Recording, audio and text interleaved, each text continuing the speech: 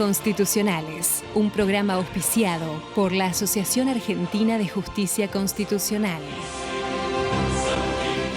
Bienvenidos a Aires Constitucionales, espacio de la Asociación Argentina de Justicia Constitucional. Pueden encontrarnos en nuestras redes sociales y seguir todos nuestros programas en nuestro canal oficial de YouTube. Luego de la pausa estaremos con nuestros invitados especiales del día de hoy conversando sobre la administración de justicia en el Estado Plurinacional de Bolivia. Ya volvemos.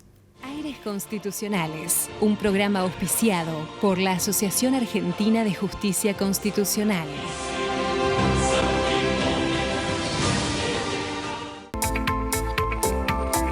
Alfa 2000 Soluciones Informáticas, empresa líder en software para comercio exterior, presenta la firma digital para firmar todo tipo de documentación de una forma práctica y segura. Software a medida para todo tipo de operaciones. Comuníquese al 4345-5150.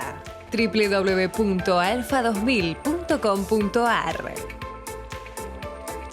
En Vicente López la seguridad siempre fue una prioridad. Tenemos más de 2.000 cámaras funcionando y sumamos más patrullas en las calles.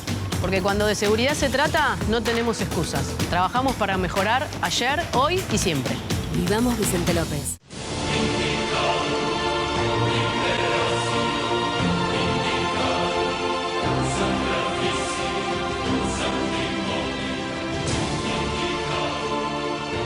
Bien, y aquí seguimos en Aires Constitucionales, hoy con el alto honor de recibir al doctor Paul Franco Zamora, que es expresidente del Tribunal Constitucional Plurinacional de Bolivia. Es además vicepresidente para Sudamérica de la Asociación Mundial de Justicia Constitucional, destacado conferencista nacional, internacional y autor de diversas y prestigiosas obras del derecho.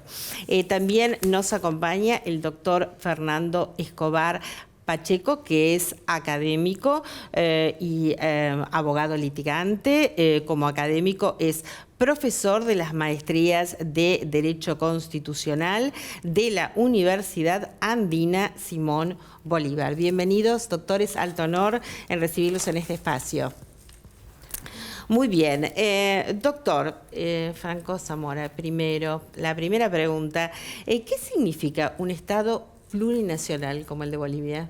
Gracias, doctora Claudia. Un verdadero placer poder compartir en Aires Constitucionales precisamente este aspecto que está relacionado con el nombre de este programa.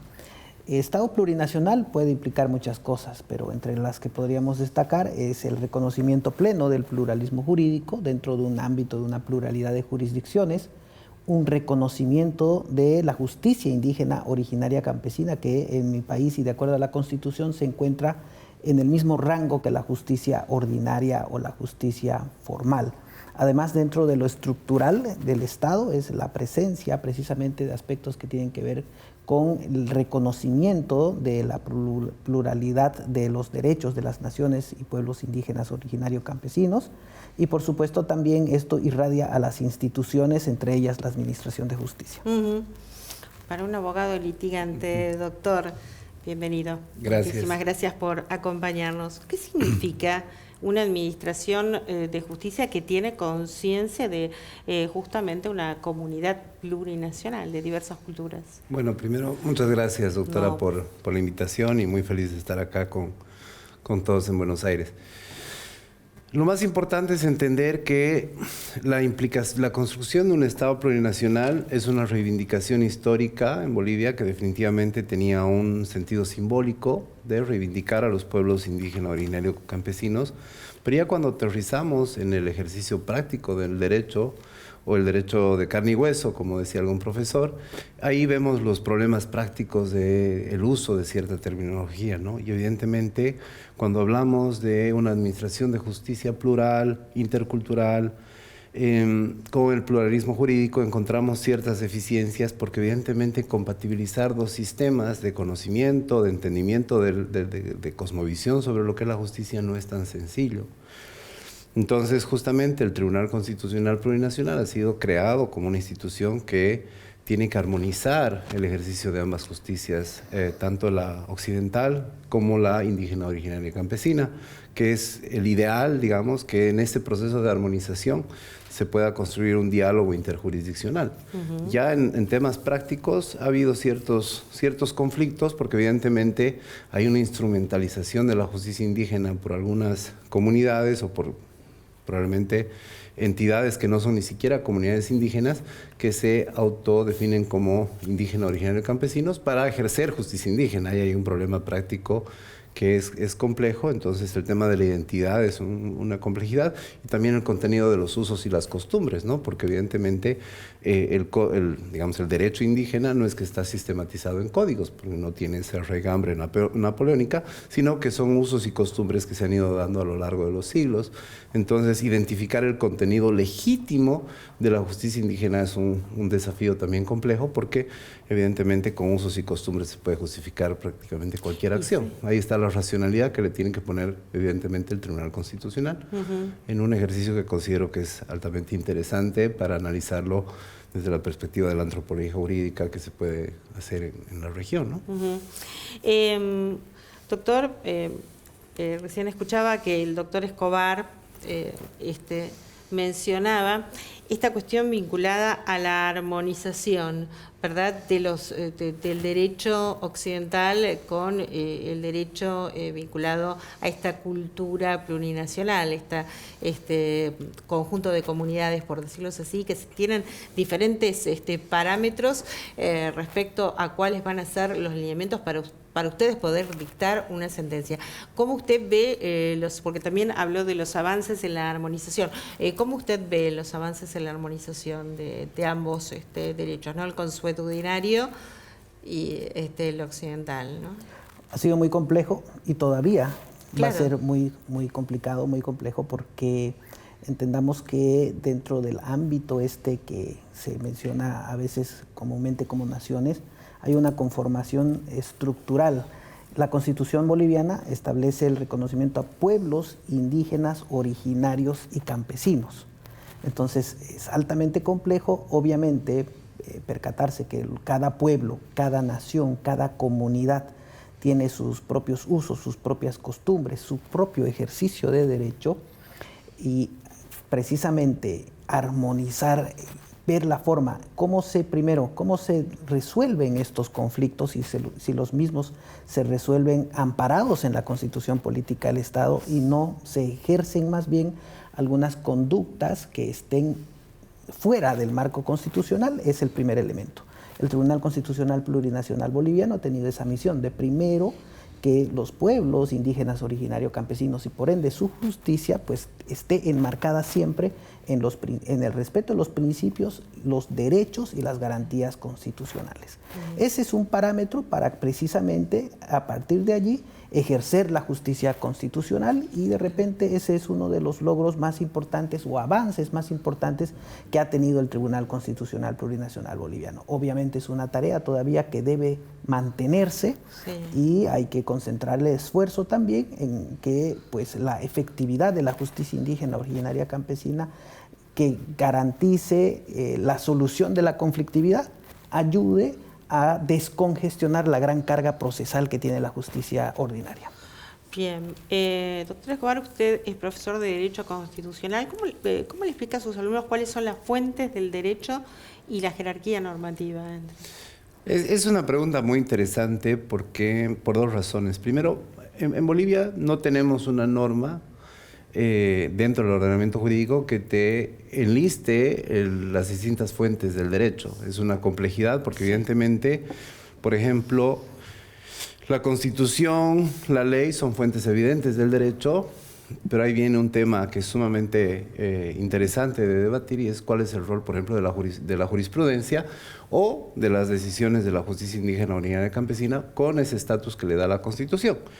Por ejemplo, en el caso de la jurisprudencia tenemos un artículo, el 203 de la Constitución, que dice que las decisiones del Tribunal Constitucional son vinculantes. Ahí podemos asumir que es una fuente del derecho, pero no precisa la Constitución ni la ley si la jurisdicción ordinaria en sus decisiones del Tribunal Supremo de Justicia son vinculantes o no. Entonces, ¿cuál es el estatus de la jurisprudencia del Tribunal Supremo de Justicia? Ese es un problema súper interesante para debatir y para construir, porque evidentemente el Tribunal Constitucional de alguna manera en esa interrelación con la justicia ordinaria ha ido estableciendo ciertos criterios de interpretación de la legalidad ordinaria que conflictúan la relación que debería ser pacífica entre la jurisdicción ordinaria y la constitucional, que en Bolivia evidentemente ha generado varios inconvenientes. Inconvenientes que evidentemente son parte de una construcción. Yo creo que cuando existen, digamos, ciertas sobreposiciones entre jurisdicciones, no hay que verlo como algo absolutamente malo, sino es parte de un proceso en el derecho que es, creo, la construcción más legítima del derecho, que es el diálogo.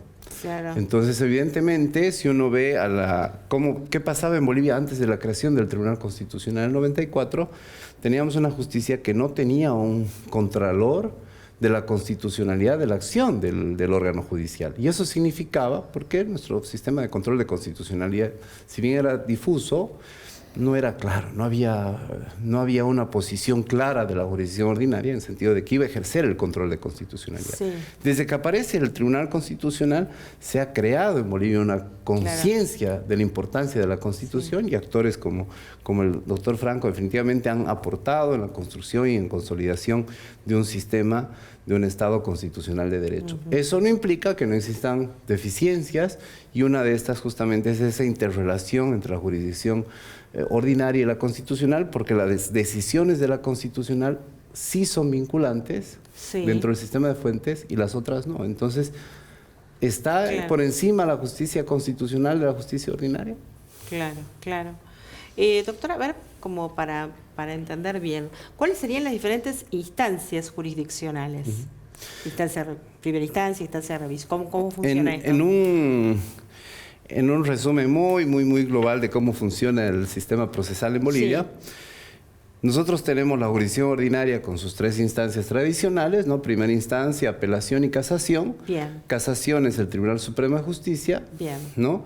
El sistema de primera instancia y segunda instancia está, digamos, organizado por distritos judiciales. Cada departamento, que son 9 en Bolivia, es un distrito judicial. Bien. Pero no está ni federalizado, ni autonomizado, ni tiene ninguna forma de desconcentración.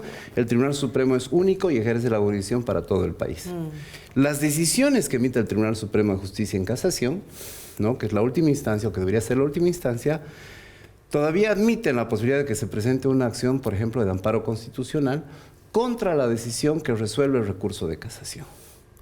Esa decisión, que puede ser impugnada a través de un amparo constitucional, va a ser emitida en definitiva por el Tribunal Constitucional. Claro. Y es ahí donde se presenta ese roce y esa interacción entre la jurisdicción ordinaria y la constitucional.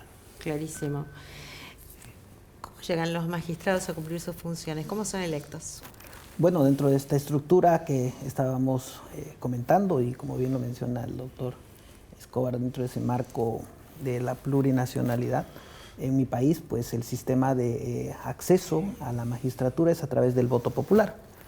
Luego de un proceso de preselección que está a cargo de la Asamblea Legislativa Plurinacional, que es el órgano legislativo, pues cuando los postulantes que cumplen todos los requisitos, que pasen todas las fases, que cumplen con la parte meritocrática y con los exámenes de acuerdo a puntuación, se aprueba por 2/3 de votos en la Asamblea Legislativa Plurinacional, y pues los que estén en los primeros lugares van a un voto popular.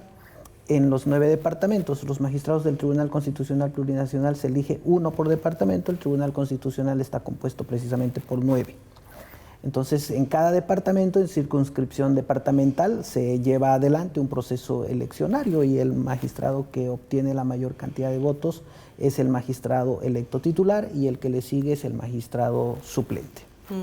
Cuando hablamos de elección popular, bueno, asemejamos a los políticos en campaña. ¿Los jueces hacen campaña electoral o es diferente? ¿Cómo es allí? La normativa prohíbe a quienes están postulando hacer una campaña política, y establece que el órgano electoral es el ente que debe proceder a una difusión de todos los méritos, de toda la trayectoria, de todos los aspectos que la población debería de conocer para tomar una decisión informada con relación a las personas por las cuales va a tener que acudir a emitir su voto y escoger quién va a ser su magistrada, su magistrado. ¿Y usted considera que esto es suficiente para que la población llegue a tener una libre elección, un poder de determinación cuál es el magistrado, digamos, faltando esa cercanía, ¿no?, entre el diálogo entre el magistrado y sus votantes? Hay que reconocer que la voluntad del constituyente, de la que emerge precisamente la Constitución que tenemos vigente por ahora del 2009, fue la de tratar de despolitizar de alguna manera la designación directa de los magistrados y las magistradas. Y que además requeriría fondos, entonces estaría complicada la cosa, ¿no? Por supuesto, entonces esa era la intención del constituyente, ¿no? Generar un método, una metodología que permita a la gente decidir por quién, a quién va a administrar la conflictividad que precisamente se genera y que esté despojada de alguna intromisión de la política. Pero es un ejercicio que se ha ido desarrollando, ya tenemos varias experiencias de elección popular y pues todavía no encontramos un método, una fórmula que realmente pueda diferenciarse sobre este aspecto muy puntual, ¿no?, la despolitización. Entonces hay avances concretos, por supuesto, pero todavía es una fórmula que está en total debate, ahora que estamos ingresando a aparentemente un nuevo periodo de reforma constitucional, estamos viviendo un momento constituyente previo, y pues ahora también está en la lista de los debates si este modelo va a permanecer vigente o vamos a volver a un anterior mecanismo o pues de repente se encontrará una fórmula que pueda de alguna manera equilibrar la fórmula existente con las anteriores, y el objetivo siempre va a ser el mismo, garantizar que la población tenga como magistradas y magistrados de los altos tribunales a las personas que realmente estén capacitadas desde el punto de vista meritocrático y también desde el punto de vista de la idoneidad. ¿Cuánto tiempo duran en sus cargos? ¿Son reelegibles? Los magistrados en el Tribunal Constitucional duran 6 años, no son reelegibles de forma inmediata, hay un periodo de descanso y por una sola vez. ¿Y pueden ser destituidos? Están sujetos a un juicio de privilegio constitucional, son sometidos a juicio de responsabilidades que está a cargo de la Asamblea Legislativa Plurinacional. Bien, bien. Y bueno, acá lamentablemente no tenemos una muy buena opinión por parte de la población del funcionamiento de la justicia. ¿Qué opina la gente de Bolivia, el pueblo de Bolivia, de la administración de justicia? ¿Es una opinión favorable, neutra, no hay interés, es negativa? No, la percepción en el país es preocupante. Porque obviamente el hecho tan solo de demorarse en la emisión de las resoluciones constitucionales pues ya genera una sensación en las personas de que la estructura y la organización del sistema de justicia está mal. Entonces, uno de los grandes retos en el país es la búsqueda también de mecanismos que promuevan una justicia más accesible, por un lado, transparente, sin corrupción y, por supuesto, en la medida en la que se hagan las cosas más rápido, pues la gente va a estar más contenta. Otro factor que incide también es el de la corrupción. Hay aspectos que están vinculados y relacionados a ella y, por supuesto, una cuestión tan reprochable como esta genera en la gente que tenga también una sensación negativa con relación al sistema de justicia. Claro, que afecta a la independencia judicial. Por supuesto. ¿Cómo ve usted, como abogado litigante, los plazos de la justicia, de la administración de justicia? A ver, yo creo que hay varios puntos ahí que hay que mencionar. El primer punto es que yo he sido muy crítico, no solamente, digamos, del tema del mal manejo de los plazos en Bolivia, sino que, por ejemplo, la Corte Interamericana de Derechos Humanos es la primera en sancionar a un Estado porque dice que ha violado el derecho a ser juzgado en un plazo razonable. Pero si uno acude a la Corte, tiene que esperar 10 años para ver si la demanda prospera o no. Entonces, creo que el problema es un poco más estructural. Es un poco más estructural en términos de qué tipo de justicia queremos, no solamente en Bolivia, en Latinoamérica, cuáles son los medios que tenemos a disposición, en qué medida los gobiernos están dispuestos a generar el presupuesto necesario para que justamente estos órganos sean independientes, no solamente dentro de los países, los sistemas nacionales, sino también los órganos internacionales que ejercen jurisdicción. En Bolivia, evidentemente, justicia que tarda no sirve y hay muchas disfunciones procesales en el sistema. Queda afectada la tutela judicial efectiva. Por ¿no? supuesto Claro. que queda afectada la tutela judicial efectiva y es un problema realmente sintomático, pero que es mucho más grande que ese. No es el problema del plazo solamente, es el problema de la visión que se tiene sobre la justicia en general, claro. y que creo que deberíamos dar un paso, no solo en Bolivia, en Latinoamérica, para construir sistemas más sólidos e independientes, ¿no? Sí. ¿Se ha expedido el tribunal respecto de un exceso en el plazo razonable para el juzgamiento? Sí, por supuesto, el Tribunal Constitucional siempre ha tratado de generar que las autoridades judiciales pues cumplan los plazos que están reconocidos y establecidos en la normativa. Sí. Pero como mencionaba el doctor Escobar, es también complejo porque muchas veces el propio tribunal ha demorado excesivamente en el cumplimiento de algunas resoluciones, ¿no? Y básicamente pues este problema global podríamos decir que pues afecta a todas las jurisdicciones, sí, ¿no? que ejercen administración de justicia, incluida la Corte Interamericana de Derechos Humanos, ¿no? Que claro, como lo decía el doctor Escobar, a veces se sanciona al Estado porque no cumplió el juzgamiento de un plazo razonable, pero la sentencia se emite 5 años después. Sí, ¿no? sí. Entonces, justicia lenta no es justicia, ¿no? Sí, se ha dicho aquí. Justicia que tarda no es justicia. Justicia, exactamente. Y efectivamente, si bien existen las líneas jurisprudenciales que establecen de manera obligatoria y vinculante que se deben cumplir con los mismos, pues no deja todavía de ser un gran ideal. Claro. Nosotros aquí, a partir de la reforma de 1994 de nuestra Constitución, por medio del artículo 75, inciso 22, tenemos incorporado el derecho constitucional, convenciones de derechos humanos con jerarquía constitucional. ¿Cómo funciona esto? Para ambos es la pregunta, ¿no? ¿Cómo funciona esto En Bolivia tenemos también un artículo a partir del 410, 411 de la Constitución que establece evidentemente cuál es el sistema de jerarquía de las diferentes normas dentro del sistema constitucional boliviano y ha creado un bloque de constitucionalidad. Ese bloque de constitucionalidad que antes fue creado pretorianamente por el Tribunal Constitucional, el 2010 por primera vez incorpora el bloque de constitucionalidad en la interpretación interna del derecho, ha generado que, por ejemplo, el derecho internacional de los derechos humanos sea parte del bloque de constitucionalidad, es decir, que es parte de la Constitución, ¿no? Y también, por ejemplo, el derecho comunitario es parte del bloque de constitucionalidad, es decir, es parte de la Constitución. Ahora, ¿qué implica que sea parte de la Constitución?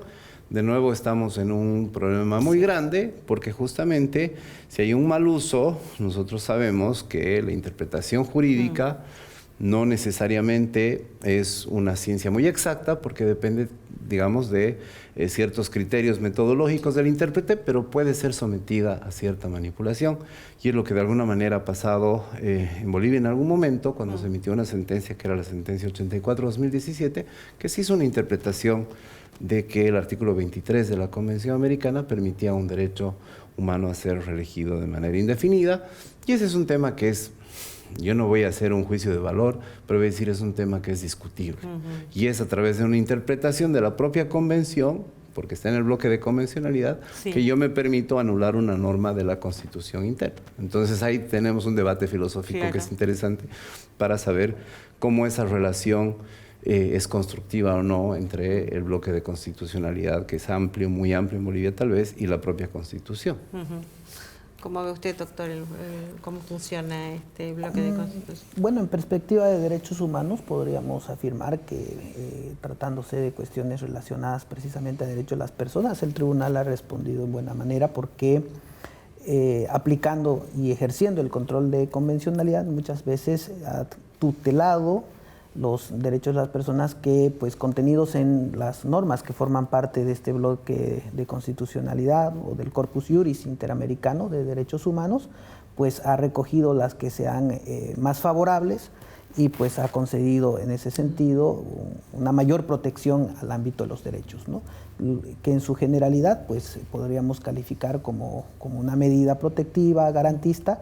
Obviamente existen siempre las excepciones, como las que adecuadamente menciona el doctor Escobar, y pues son las que hay que superar a través precisamente de los diálogos jurisdiccionales y de los espacios de debate correspondientes.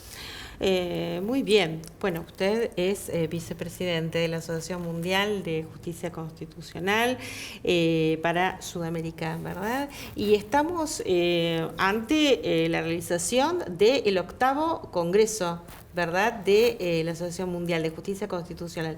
¿De qué va a tratar este Congreso? ¿Dónde se va a celebrar? ¿Tienen las fechas ya? Bueno, precisamente la visita que nosotros tenemos aquí a Buenos Aires, a Argentina, es para generar precisamente todos los aspectos organizacionales y de planificación bajo la dirección de nuestro presidente de la Asociación Mundial de Justicia Constitucional, el doctor Patricio Maraniello, y pues ya estamos prácticamente fijando como fecha 14, 15 y 16 de octubre, posiblemente se pueda ampliar el 17 más, que cae un día sábado, para hacer algo que tenga relación con estos temas que hemos tocado tan importantes el día de hoy. El evento, que es nuestro 8º Congreso de la Asociación Mundial de Justicia Constitucional, se llevará a cabo en la ciudad de Sucre, en Bolivia. Sucre es la capital constitucional de Bolivia, y pues nuestra intención precisamente es poner en relieve este aspecto. Mayormente la gente piensa que la capital de Bolivia es La Paz, cuando en realidad es Sucre, y pues va a ser sede de este importante evento. Además, en Sucre se llevó adelante la última asamblea constituyente que tuvimos, es de donde nace precisamente la Constitución actual, y por supuesto todos los aspectos históricos que envuelven a Sucre, donde se produjo el primer grito libertario. Entonces, todos estos aspectos, casados además a la finalidad que tiene la Asociación Mundial de Justicia Constitucional de promover el debate y a través de él generar precisamente los aspectos que puedan ser contemplados en el ámbito de las constituciones, y por supuesto también en lo que hace a la academia y a la construcción de posturas de derecho constitucional o derecho procesal constitucional. Nosotros estamos muy emocionados de poder recibir, esperamos y hacemos propicia la invitación a toda la comunidad jurídica de la Argentina, que pueda además conocer la capital de Bolivia y además ser partícipe de este importantísimo evento que seguro va a contribuir mucho en el ámbito precisamente del derecho procesal constitucional. Muchísimas gracias, doctor, por su presencia, doctor Porfranco, doctor Escobar. Bueno, nos estaremos encontrando próximamente justamente para la realización, previo a la realización nuevamente de este Congreso de la Asociación Mundial de Justicia Constitucional. Los despedimos y nosotros nos volvemos a encontrar la semana próxima, como siempre, aquí en Metro.